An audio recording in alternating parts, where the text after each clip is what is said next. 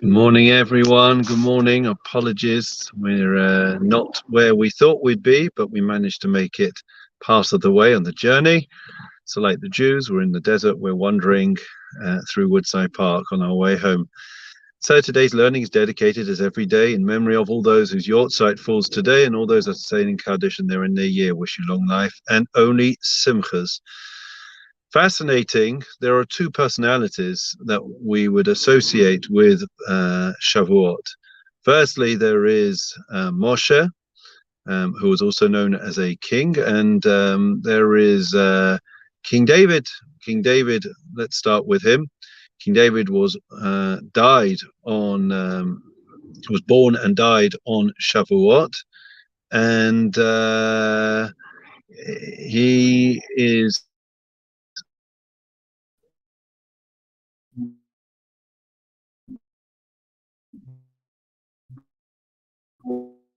was the king of Israel.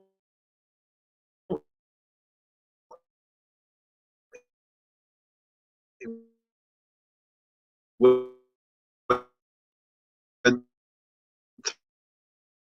through tremendous hardships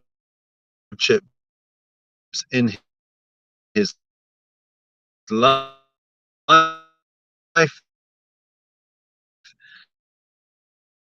Uh, um, you know, his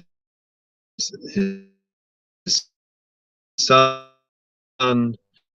of course, became trying to unify with so he had a very tough time, and yet he managed. And the teachers of the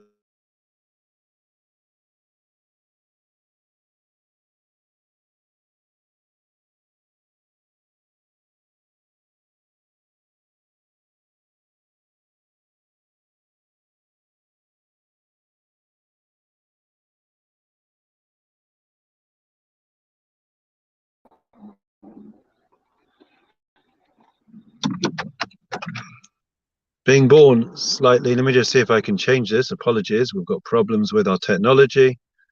Let's just do that. Okay, we're back with you. So Moshe Rabbeinu, we know, was born hidden by his mother and into the 7th month, and for 3 months, just under, she managed to hide him, and then it would be impossible, because they knew, they calculated she was pregnant, and at the end of 9 months they would come looking for Moshe, and so his sister Miriam took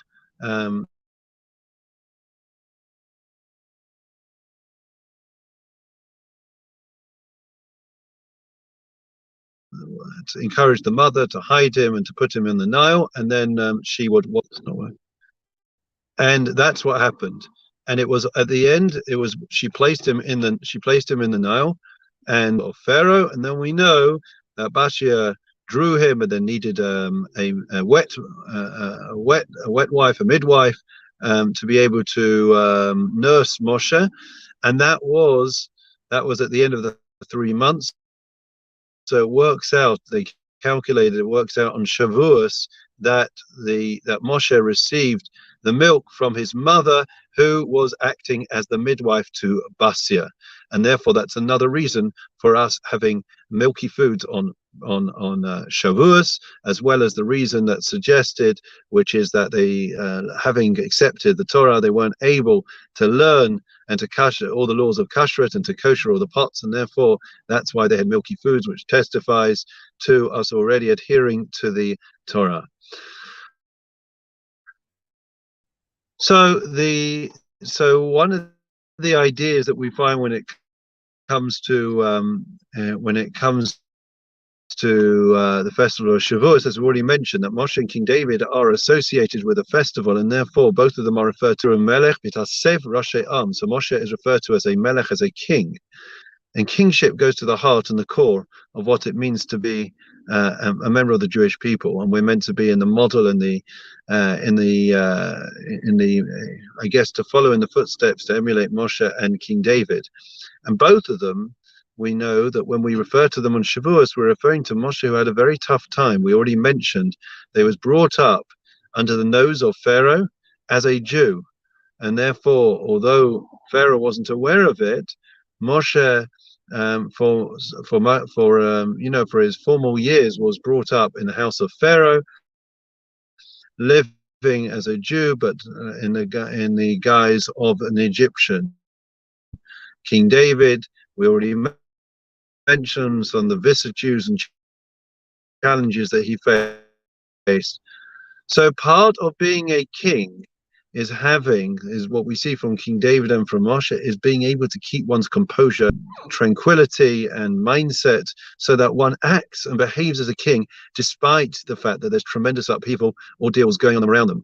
And that is very much, I think, when we think of Her Majesty, what she is renowned for, and that is being that cool head, that she maintained her composure, her nobility, despite the fact that she has also had tremendous upheaval and faced many challenges and ordeals for her and for her family. She has maintained her nobility and her composure throughout. And therefore, that is a lesson for us. We're known as a Mamleches Kohen V'Goy Kodesh, a nation of priests, a kingdom of priests. And therefore, each of us, if that is what we are, that is what we're meant to be. And please God, we should be able to live up to the lofty challenge and cause for each and every one of us of nobility and kingship, and emulating, in a sense, the wonderful example of Her Majesty. Wishing everyone well. Have a wonderful Shavuot. Take care. All the very best.